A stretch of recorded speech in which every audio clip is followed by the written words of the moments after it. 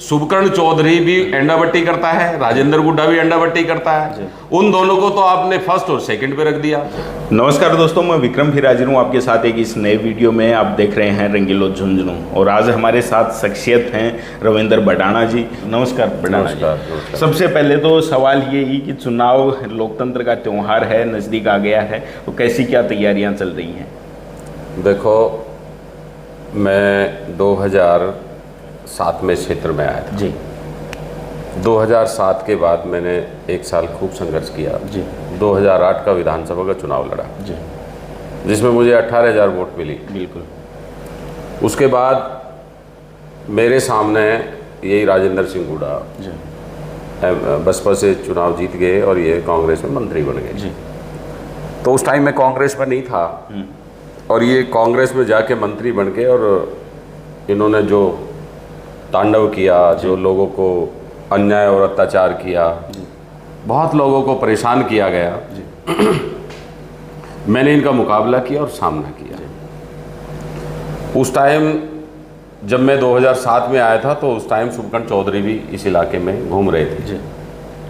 लेकिन यहाँ के माहौल को देख के और यहाँ की स्थिति को देख के शुभकर्ण चौधरी जी भाग गए यहाँ से। उन्होंने सोचा कि यहाँ तो ये पंजे टिकने नहीं देंगे और यहाँ से तो बेटर ये है कि आप नवलगढ़ से चुनाव लड़ लें।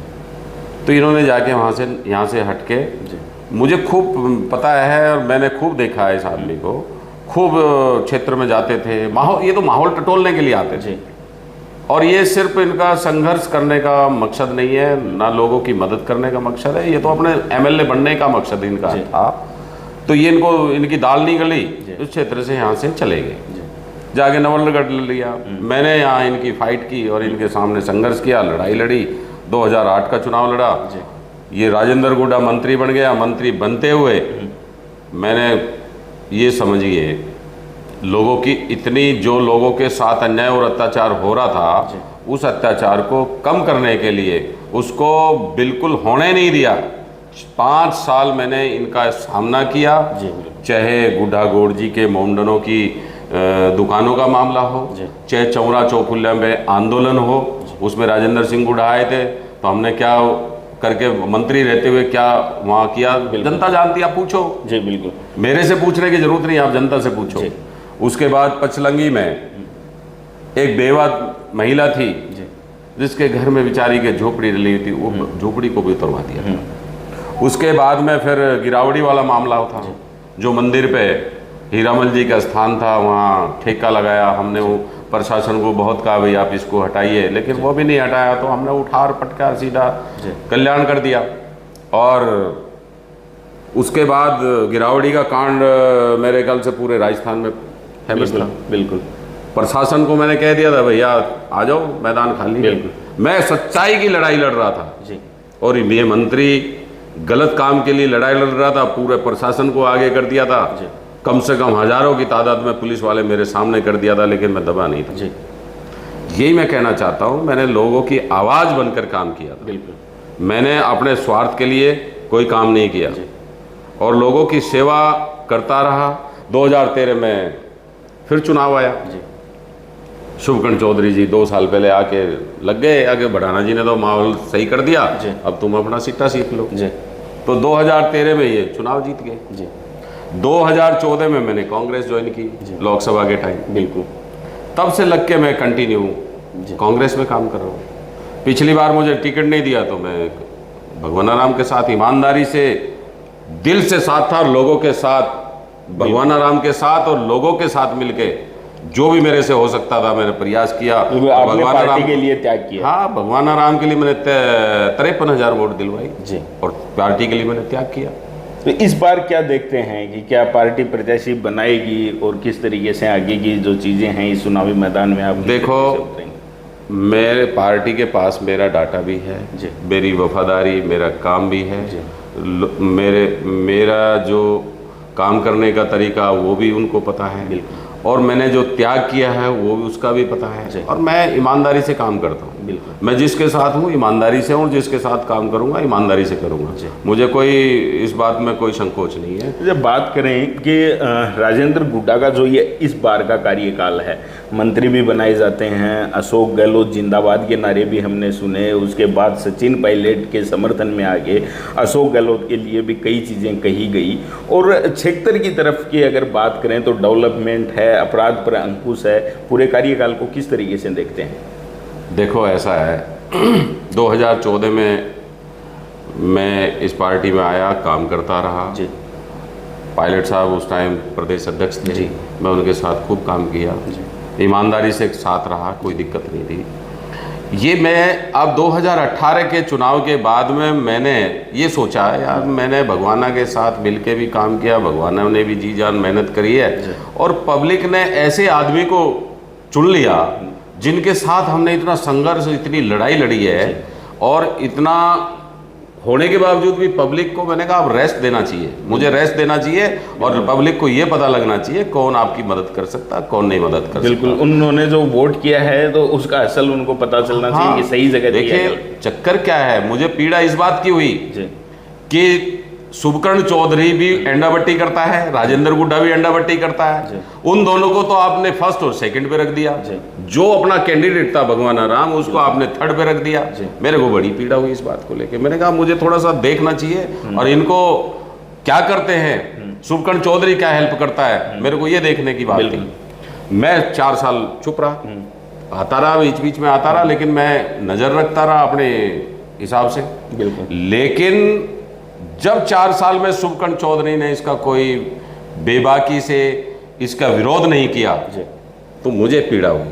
मैंने अब से पहले, आपने देखा होगा साल भर पहले भी मैं बोल के गया था कि ये जो हो रहा है ये दोनों मिलके एक ही थाली के चट्टे बट्टे हैं, दोनों मिलके काम कर रहे हैं। मैंने 1 साल पहले बोला था। बिल्कुल।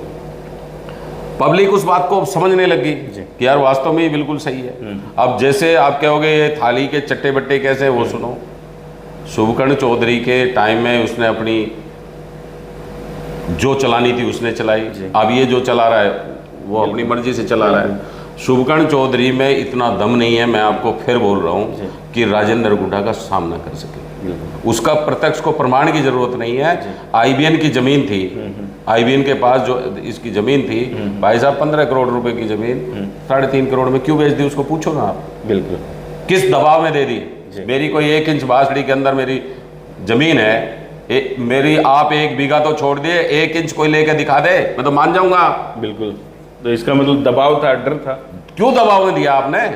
आपके ऊपर कौन सी आफत आ रही थी जो आपने दबाव में दे दिया? बिल्कुल।